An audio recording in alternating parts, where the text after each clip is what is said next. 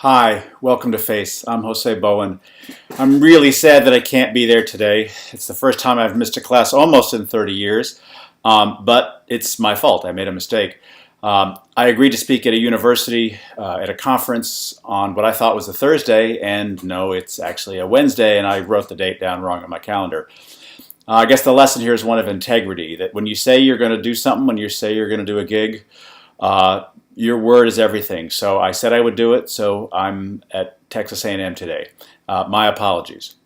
You are, however, in great hands with Melissa and Megan and Jason, so I know I have a great session today.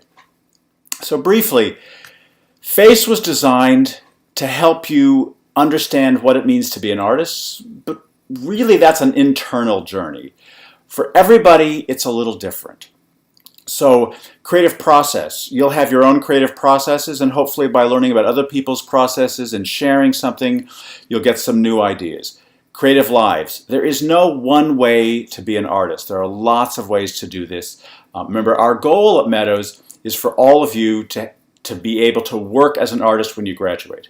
All art schools give you skills, but we here believe that in order to be successful, you need to know how to monetize your craft. You have to be able to take those skills and also make a living at it. So our goal for you is that when you graduate, you will be able to make a living through the art, through the skills that you've learned here.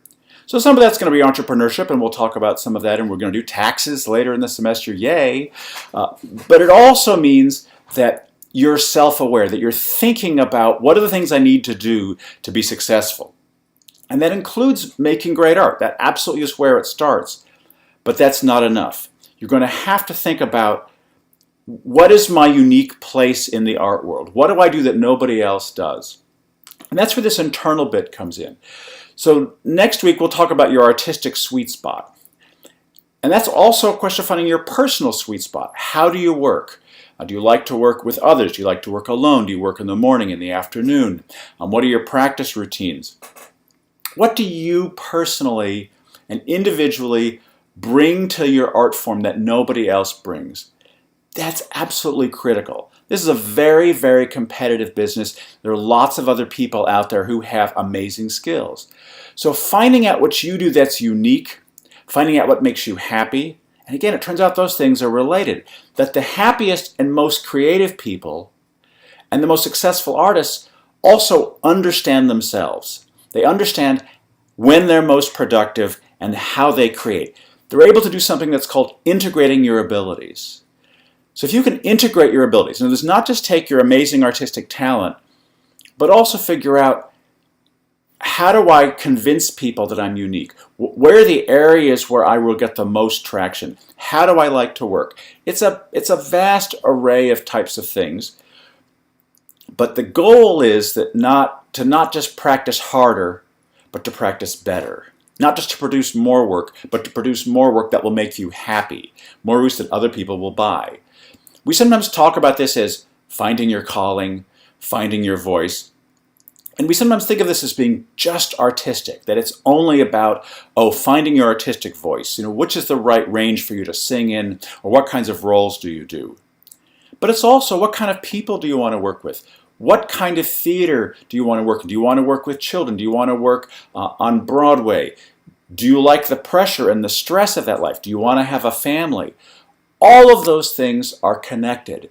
And if you're happy and understand yourself, you'll be able to do this.